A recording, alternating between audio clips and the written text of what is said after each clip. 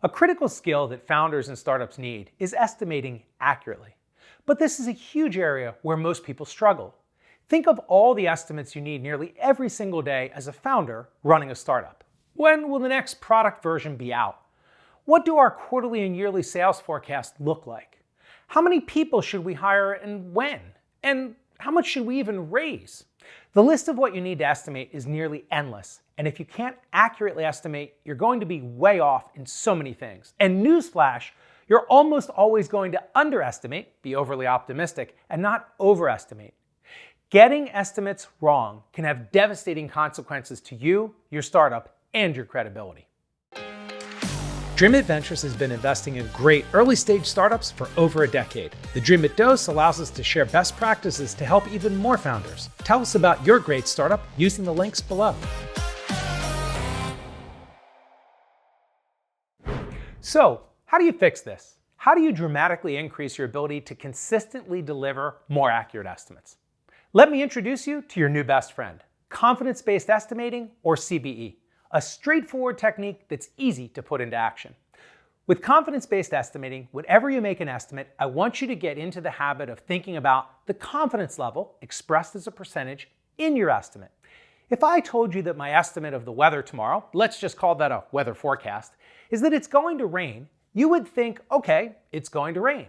But then if I told you there's a 50% chance of rain tomorrow, also called the probability of precipitation or POP, you may think very differently about my forecast. And then if I told you there's a 25 to 30% chance of rain tomorrow, well, that's a completely different kettle of fish. I just went from it's going to rain tomorrow to there's a 25 to 30% chance of rain. And now you would probably leave your house and not even bring your umbrella or rain jacket. So you not only heard the forecast, but also my level of confidence, which has a very strong influence on what you think and do.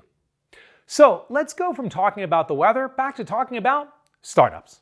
Here's what I want you to try. Next time you're working with, for example, your product engineering team, and they give you an estimate of when something will be done. For example, we think the next release will get out in about 2 weeks. Immediately ask them, what's your level of confidence on a scale of 0 to 100% that you'll fully deliver that functionality in 2 weeks? And figure 95% like you're betting your paycheck on it. Wait for the slight pause, and then most likely you'll hear a confidence level of around 60 to 80%. Take a breath. Then I want you to follow that answer with, okay, so what's your forecast or estimate with a 95% level of confidence? And wait for that answer. But brace yourself.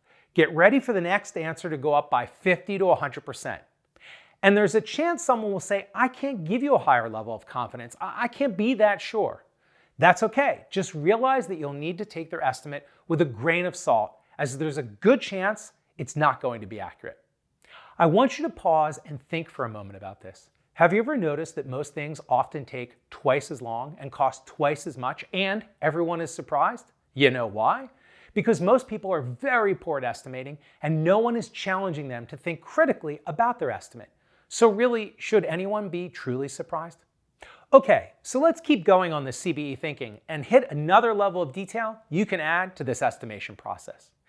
As you ask for more accurate estimates with higher levels of confidence, follow up with, at a 95% level of confidence question, with one more. What are the top assumptions you're making for this new estimate? Let's talk through an example. In a startup where you're building cloud software, you could hear people state assumptions like, well, at a 95% level of confidence, our top assumptions that we can get this done in 2 weeks are the new outsourced design team delivers on time, the testing team with 2 new team members gets the test done on time, and the dev team doesn't have to do any firefighting of problems and can focus solely on working on the new release. Now, take those assumptions and walk through them. Talk about if they're realistic or not. Each assumption represents a risk to delivering on time. Don't be afraid to challenge assumptions if you think they may be incorrect and possibly impact the accuracy of the estimate. Before I add one more refinement to the CBE process, I want to revisit a few great places to use this technique. Think about how you can improve your ability to estimate around questions you're faced and challenged with every single day. When's the next release going to be done? What's our sales forecast for the next month, quarter, or year? How many people should we hire and when? How much money should we raise? And when will that customer close or make the purchase? Every single one of these is an estimate where taking a CBE approach will yield huge dividends and much greater accuracy. Now, a few more refinements to the technique and thinking. When estimating, try to estimate in the small, not in the big. Instead of estimating an entire project, break it up into its smaller parts and estimate in the small. When you estimate in the small, you may also catch more granular assumptions you may have missed if you were only thinking about the project as a whole.